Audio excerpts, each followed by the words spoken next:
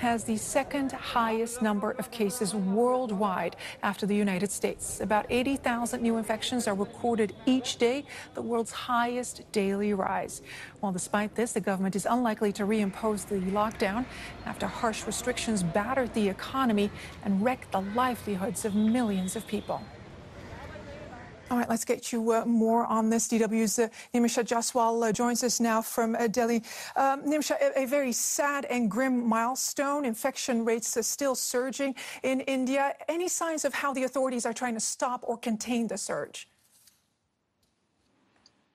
Well, Laila, the focus of the government and the authorities seems to have shifted from locking down and restricting the people to managing the disease, the pandemic, the rising numbers through improved healthcare infrastructure. India saw one of the strictest lockdowns in the world at the beginning of the pandemic here, which was late in March. For 2 months, the entire country was completely locked down, and this seriously damaged the economy and seriously impacted the livelihoods of people, not just rural migrants, but also people within the formal sector, the salaried classes. So right now, the government is emphasizing that we must learn to live with the coronavirus, that we cannot afford to continue restrictions, but please continue taking precautions. And the people largely seem to agree. People out on the streets are out and about, there are crowds out, and it does not look like a country where 6 million COVID cases have been recorded. People say life must go on despite the pandemic. But Nimisha, put this in context for us. Of course, India, one of the world's most populous countries. I mean, is there a worry that infection rates could possibly be even higher?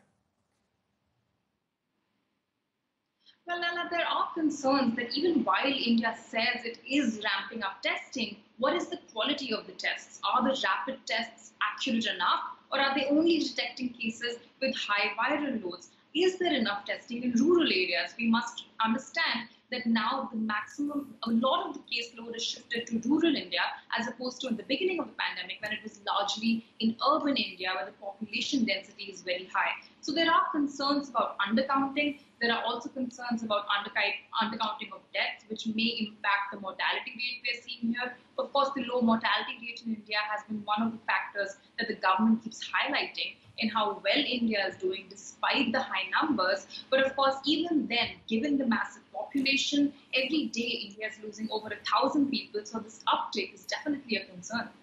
And in conclusion, I've got 30 seconds left. Of course, there are millions of people in India that are already facing and dealing with extreme financial hardship. How have they been coping in the pandemic? Do they receive help?